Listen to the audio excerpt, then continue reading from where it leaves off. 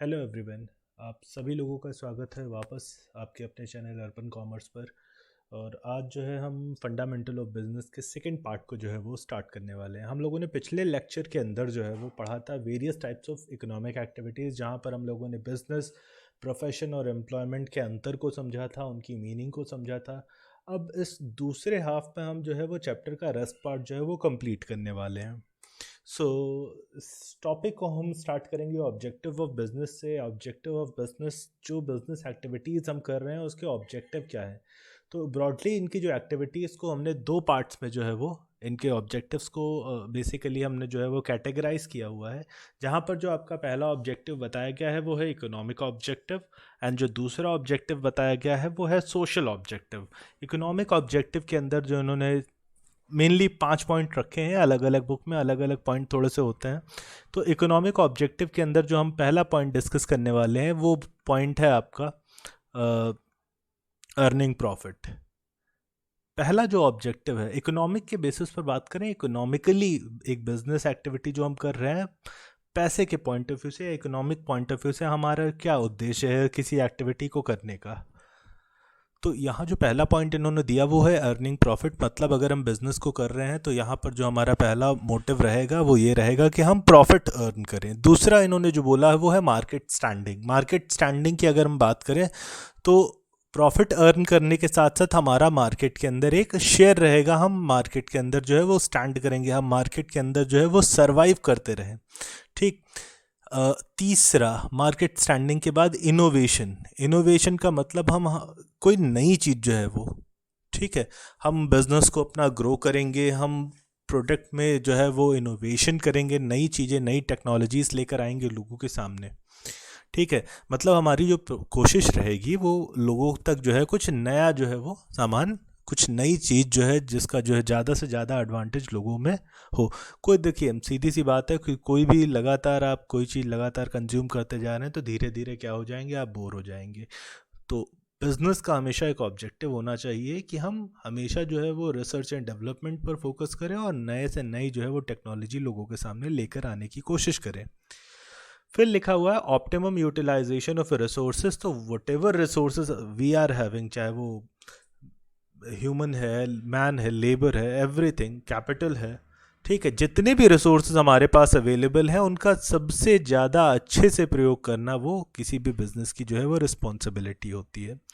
Improving productivity. Improving productivity की बात करें तो प्रोडक्टिविटी जो है वो बेसिकली इम्प्रूव करना भी बिजनेस की ही जो है क्या कहते हैं कैरेक्टरिस्टिक है, बिजनेस का ही एक ऑब्जेक्टिव हम मान के चलेंगे कि हम ज़्यादा से ज़्यादा अपनी प्रोडक्टिविटी को इम्प्रूव करें और हम अपने बिजनेस को ग्रो करें। तो ये हमारे जो है वो इकोनॉमिक ऑब्जेक्टिव थे। मतलब मनी पॉइंट ऑफ व्यू से, मॉनेटरी पॉइंट ऑफ व्यू से जो है वो हमारे क्या उद्देश्य होने चाहिए बिजनेस के। अब सिर्फ हमारा जो है वो इकोनॉमिक ऑब्जेक्टिव ही नहीं होता, चूँकि हम एक सोसाइटी में रहते हैं तो उस सोसाइटी के अंदर भी हमारे कुछ ऑब्जेक्टिव हैं। एंड अगर हमें लॉन्ग टर्म बिजनेस को जो है सरवाइव कराना है, अगर हमें किसी भी सोसाइटी के अंदर लॉन्ग टर्म अपने बिजनेस को सरवाइव करना है, तो उसके लिए हमें अपनी सोशल ऑब्जेक्टिव्स को फुलफ़िल करना बहुत ज़रूरी है। इन सोशल ऑब्जेक्टिव्स में क्या आ जाता है, सोशल ऑब्जेक्टिव पर आपका एक अगला एक पूरा एक चैप्टर है आगे इसी सिलेबस में। अभी हम मेजर मेजर पॉइंट सिर्फ पढ़ते हैं।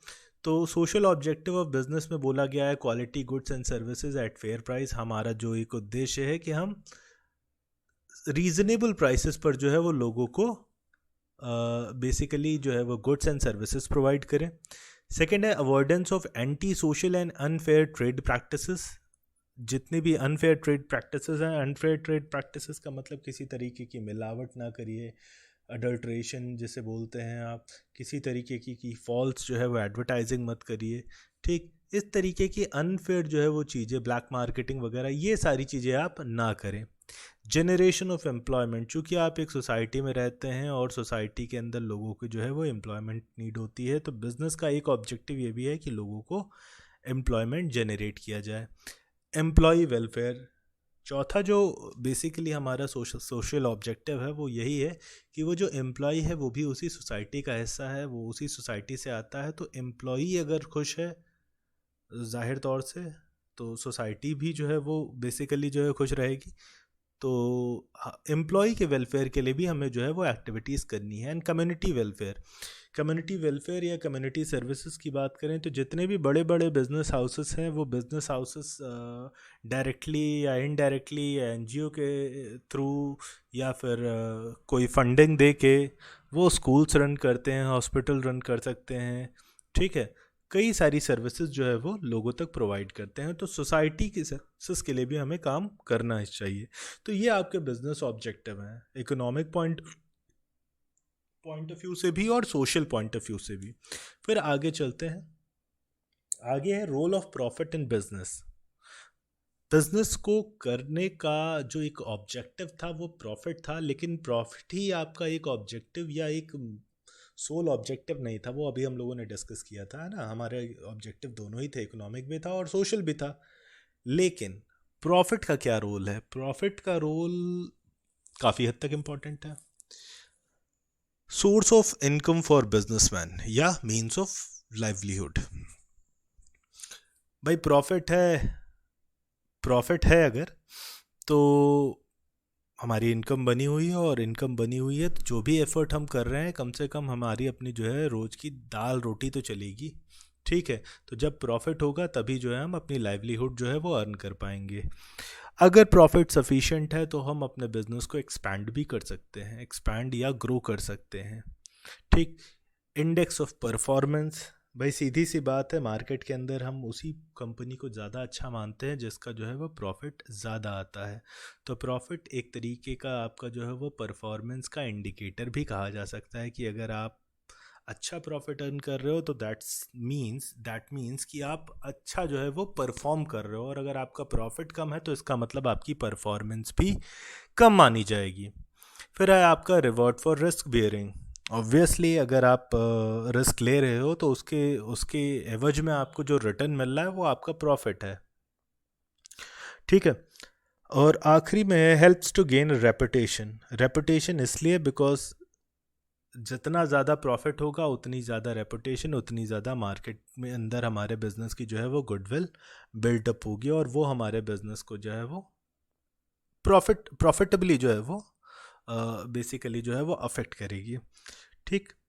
अच्छा, प्रॉफिट का जो रोल है वो बेसिकली एक फिलोसोफर थे मिस्टर उर्विक, तो उन्होंने प्रॉफिट के इम्पोर्टेंस को लेकर एक लाइन बोली थी कि profit can no more be objective of business that eating is the objective of living. Profit का उतना ही इम्पोर्टेंस है जितना कि एक लिविंग पर्सन के लिए जो है वो खाने का इम्पोर्टेंस है।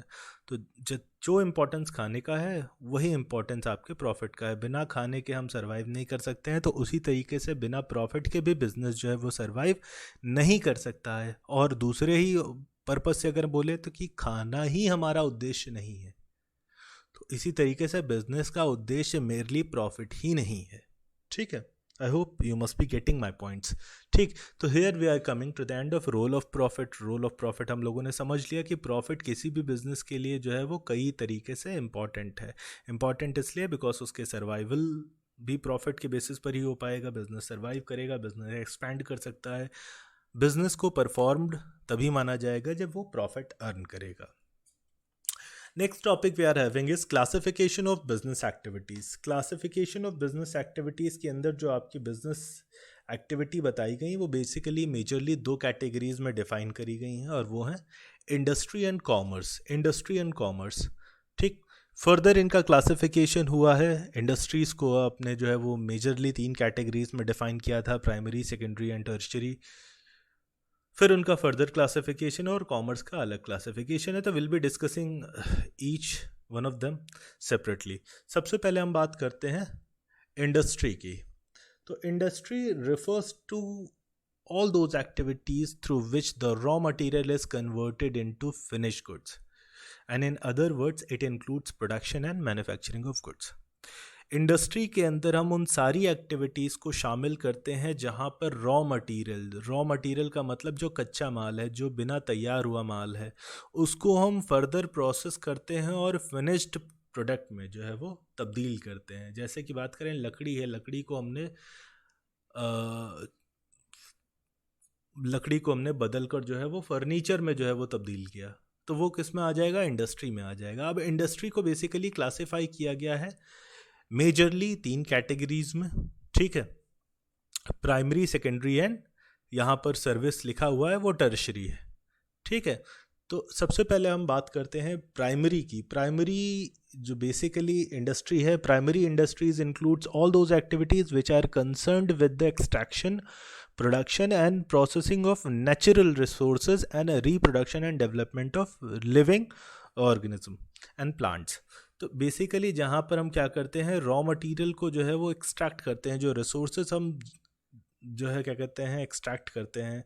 रिसोर्सेज एक्सट्रैक्ट करने का मतलब है आपका जो है वो माइनिंग हो गया, ठीक है, टिम्बर फ्रॉम फॉरेस्ट हो गया, आपने मिनरल्स जो निकाले जो है वो सारी चीज़ें, या फिशिंग हो गई, वो सारी चीज़ें आपकी जो है वो इसी के अंदर आएगी। अब इसमें जो है प्राइमरी इंडस्ट्रीज़ के 2 मेजर पार्ट करे गए, एक्सट्रैक्टिव और जेनेटिक।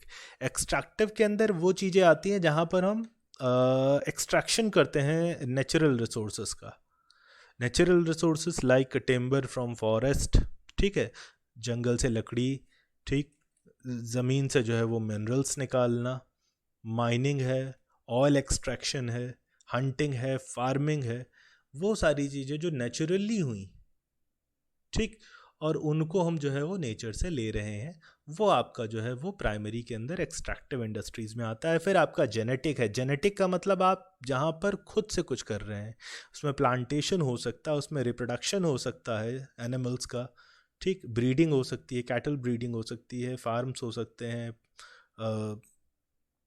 एनिमल हस्बेंड्री हो सकती है, पोल्ट्री फार्मिंग हो सकती है, ये सारी चीज़ें आपकी किस में आ जाती हैं, जेनेटिक इंडस्ट्रीज़ में आती हैं, ठीक। तो प्राइमरी के अंदर हमें क्या करना है, सिर्फ रॉ मटेरियल का एक्सट्रैक्शन करना है, रॉ मटेरियल हमें वो करना है। अब सेकेंडरी इंडस्ट्रीज़ में हमने क्या किया, इन्हीं प्राइमरी इंडस्ट्रीज़ के प्रोडक्ट को फर्दर प्रोसेस किया। सेकेंडरी में हो क्या हुआ, आपकी जो प्राइमरी इंडस्ट्रीज़ के जो भी प्रोडक्ट्स थे उनको फर्दर प्रोसेस किया गया।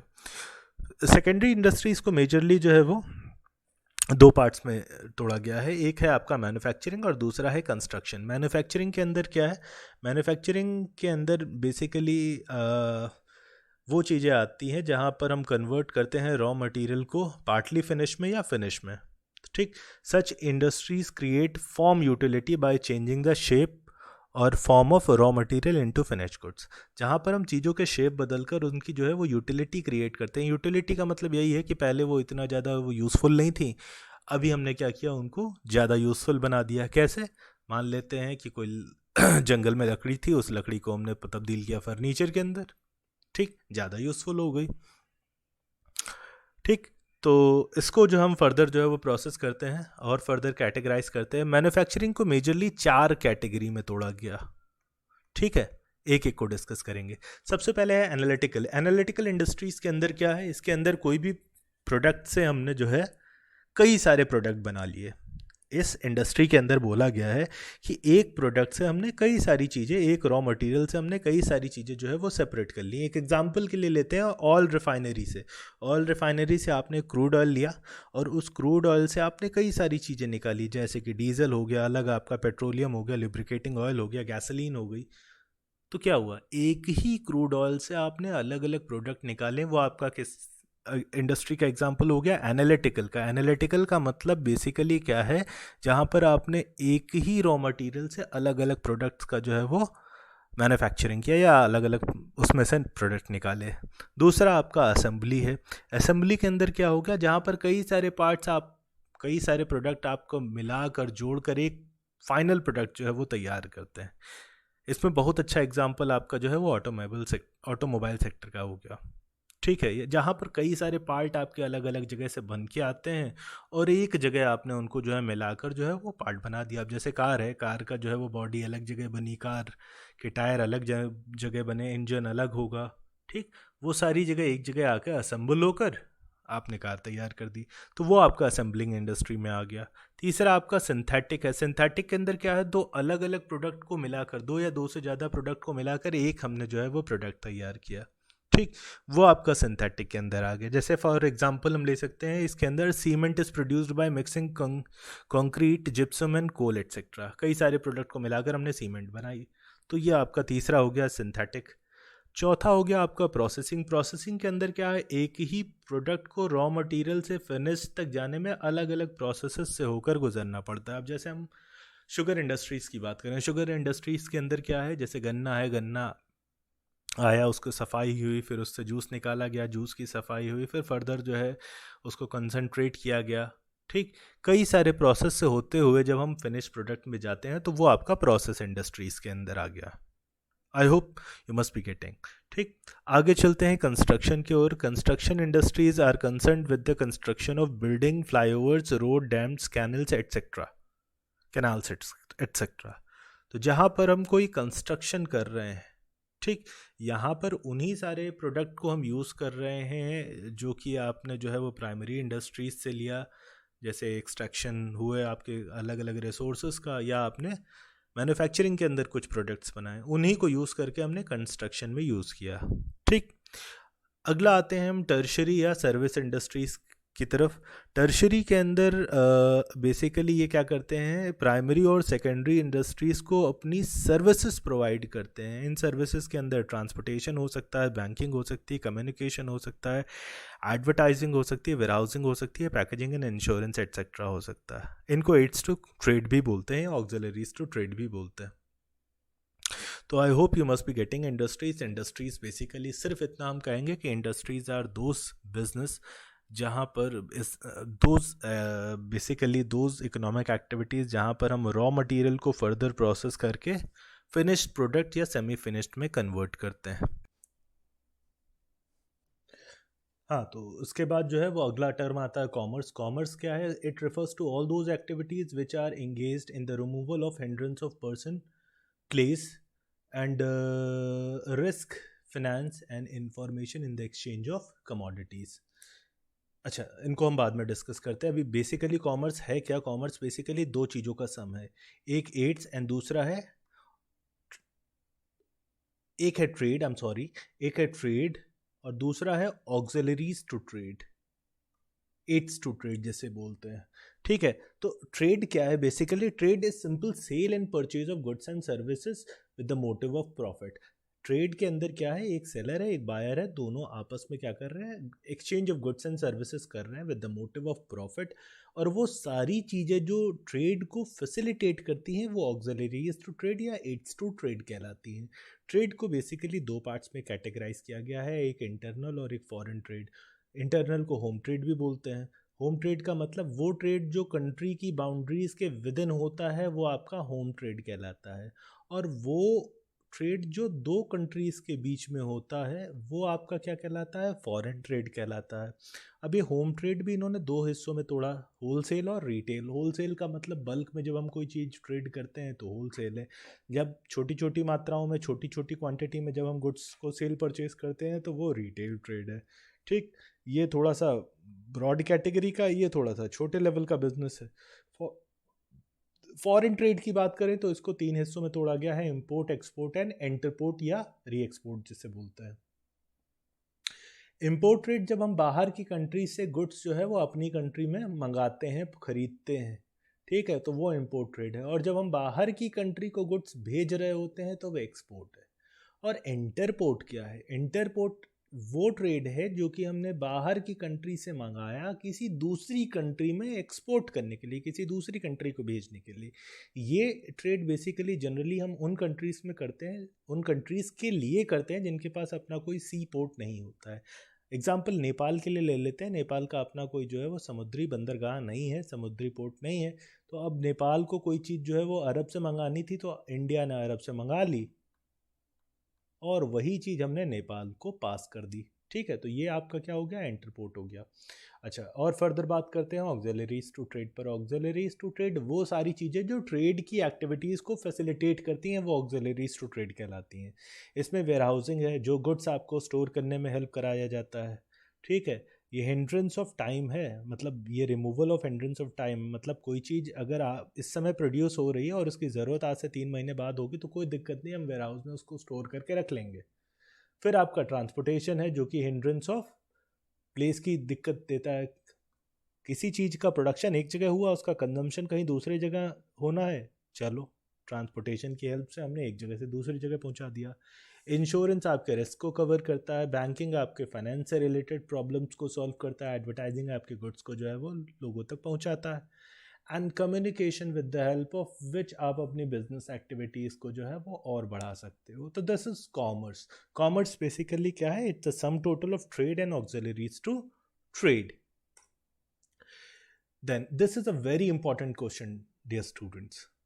जनरली ये पूछा जाता है एग्ज़ाम पेपर्स में, ठीक है? तो इसका ज़रूर समझिएगा और ध्यान से पढ़िएगा। Difference between industry, trade and commerce, तीनों में क्या डिफरेंस है? तो सबसे पहले मीनिंग, इंडस्ट्री के अंदर production of goods and services होता है, बिल्कुल यहाँ पर कोई किसी गुड्स या सर्विसेज का प्रोडक्शन या मैन्युफैक्चरिंग होती है। कॉमर्स बेसिकली क्या है? उन्हीं गुड्स एंड सर्विसेज के डिस्ट्रीब्यूशन कराता है। और ट्रेड के अंदर किसी तरीके का प्रोडक्शन नहीं होता, इसमें सिर्फ सेल एंड परचेज होता है, buying and selling of goods and services. वही गुड्स एंड सर्विसेज जिसका मैन्युफैक्चरिंग इंडस्ट्री में हुआ, उसको यहाँ पर खरीदा बेचा जाएगा। किसकी हेल्प से? कॉमर्स की हेल्प से। उसका जो डिस्ट्रीब्यूशन है वो कॉमर्स के थ्रू होगा, ठीक है? कैपिटल रिक्वायरमेंट, इंडस्ट्री के अंदर बहुत सारी कैपिटल रिक्वायरमेंट होती है। क्यों? क्योंकि मैन्युफैक्चरिंग होती है, बड़ी बड़ी मशीनरीज चाहिए होती हैं, फैक्ट्री के लिए बिल्डिंग चाहिए होती है, स्पेस चाहिए होता है, तो इसमें आपका कैपिटल इन्वेस्टमेंट ज़्यादा है। कॉमर्स में कंपैरेटिवली कम है, और ट्रेड के अंदर less capital depending on the nature of business. जिस तरीके का हमारा बिजनेस है, जिस लेवल पर हम बाइंग एंड सेलिंग करने वाले हैं, उसी हिसाब से हमारा जो है वो ट्रेड होगा। Then comes to scope, it includes primary, secondary and service industries. तीन तरीके की इंडस्ट्रीज हम लोगों ने बात करी थी। प्राइमरी के अंदर हम रॉ मटेरियल का एक्सट्रैक्शन वगैरह करते थे, फर्दर प्रोसेसिंग सेकेंडरी में होती थी, और सर्विस जहाँ पर ये दोनों सेक्टर को जो है वो अपन सर्व करता था। कॉमर्स के अंदर trade and auxiliaries to trade है, और ट्रेड को हमने कैटेगराइज किया था होम ट्रेड और फॉरेन ट्रेड के अंदर। रिस्क, इंडस्ट्री में ज़्यादा रिस्क है। क्यों? क्योंकि इसमें ज़्यादा इन्वेस्टमेंट है।